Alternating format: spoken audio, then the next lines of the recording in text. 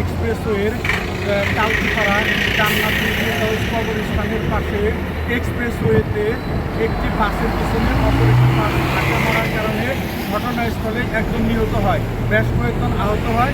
আহতদের উদ্ধার করে বিভিন্ন হসপিটালে প্রেরণ করা হয়েছে। বর্তমানে যান চলাচল স্বাভাবিক আছে।